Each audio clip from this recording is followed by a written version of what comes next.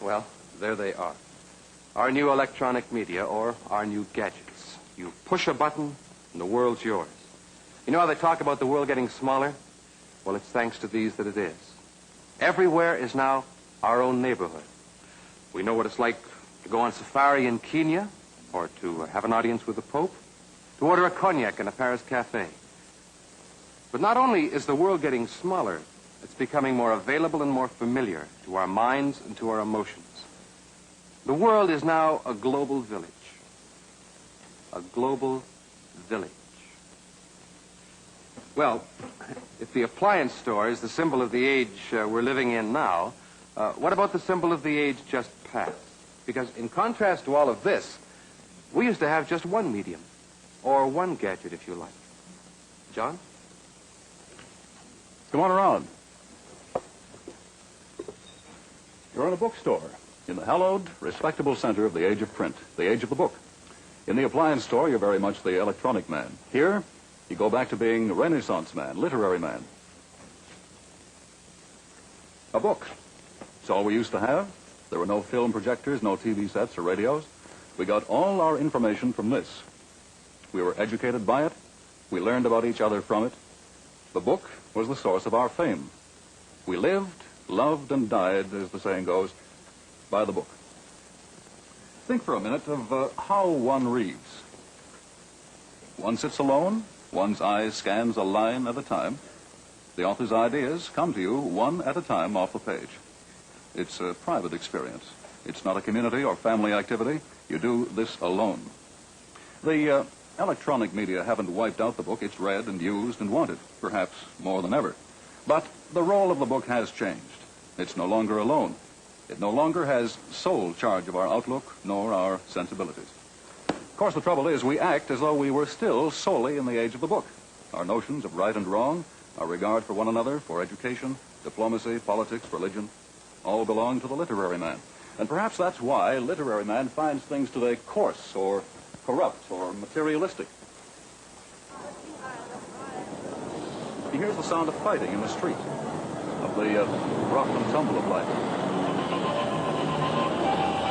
Sometimes he hears the sound of music, and he finds it all rather vulgar.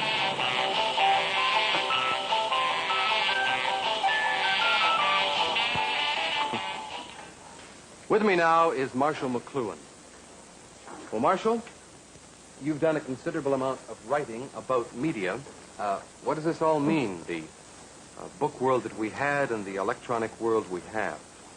I think the best distinction, Alan, might be found in the phrase, with it. You know how we speak of being with it, meaning we've understood completely. We've got the message, as it were, in every way possible. But in the older book or print culture, people were not with it. They were away from it by themselves with their own private point of view. Now, you have no point of view when you're with it because you accept the thing totally. And we're with it because these new media of ours, the one you talked about in the appliance store, have made our world into a single unit. The world is now like a continually sounding tribal drum, where everybody gets the message all the time. A princess gets married in England, and boom, boom, boom go the drums. We all hear about it. An earthquake in North Africa. A Hollywood star gets drunk. Away go the drums again. I use the word tribal. It is probably the key word of this whole half hour. Why, Marshall, do you use the word tribal? Why this? Well, I think you'll find everything we observed tonight about the media points in the direction of tribal man and away from individual man. Now, by individual man, I assume that you're referring to John's literary man. Yes, and tribal man is the man created by the new electronic media. So that this would be the basic change we spoke of at the beginning. Yes, we're retribalizing. Involuntarily, we're getting rid of individualism. We're in a process of making a tribe. For just as books and their private point of view are being replaced by the new media, so the concepts which underlie our actions, our social life, are changing. We are no longer so concerned with self-definition, with finding our own individual way. We're more concerned with what the group knows, of feeling as it does, of acting with it, not apart from it. Look, let's back up just a bit, Marshall. No. If more books are being used, more being sold, the libraries are crowded, they're busy, how can it be said, aside from what else may be happening, that we're moving out of a print culture? As John said, books are still very important, but their role is changing. The nature of their importance is changing. Remember that books were our first teaching machine, and during the Renaissance, our only teaching machine. Books are what gave the Renaissance its peculiar stamp. We had to see the world and each other's through the printed line on the page. And today, there are many media of information, many teaching machines. By teaching machines, I take it that you're not referring only to those found in the classroom. No. We learn everywhere. The book's role has diminished because of all the other actors. It's no longer king, but subject. We owe a lot to the book.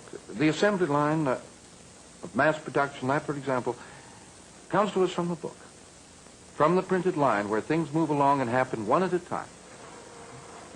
But the assembly line has changed. It is no longer one thing at a time, but wherever possible, everything at once. 40 or 50 operations happening at the same time, controlled and synchronized exactly by preset tape. Notice the shift in the image. From the assembly line stretched out, events taking place one at a time, to the modern automated industrial complex where things happen all at once. Bang. Not a line, but a field. And this applies not only to products, but to people. The line, the individual event, was the book. The field, the all-at-once, tribal drum, the new medium. Yes, but, I mean, our media, is any medium that strong that it can affect our lives and our whole outlook, Marshall? Aren't media, as I think most of us feel, on the edges of life? They can be taken or left alone. Well, Alan, we've seen how print affected all aspects of our lives. Industry, education, the concept of the modern army, even our managerial class is a product of print culture. So is the idea of romantic love. The media are at the heart of our life because the media work through our senses. And print is a medium. It changed our sense makeup from what it had been in the Middle Ages. And now certainly these other media will do the same. They, the photograph, movies, radio, TV, all these change at once the way in which we see or hear or touch or feel ourselves and our world. A slight change in one of our five senses alters the ratio among the best. People suddenly begin to want and appreciate different things. They begin to think differently. All right, but let's get back to your earlier word, tribal, Marshall. Why should all of this talk about media mean that individual man is on the way out and tribal man is on the way in? I mean, why is the big change taking place? To answer that, let's get back to the teenager, for he illustrates the changes brought about by media in the clearest way, especially if we contrast the teenager with his old-time contemporary, the adolescent. Whoa. You mean there's a difference between the adolescent and the teenager?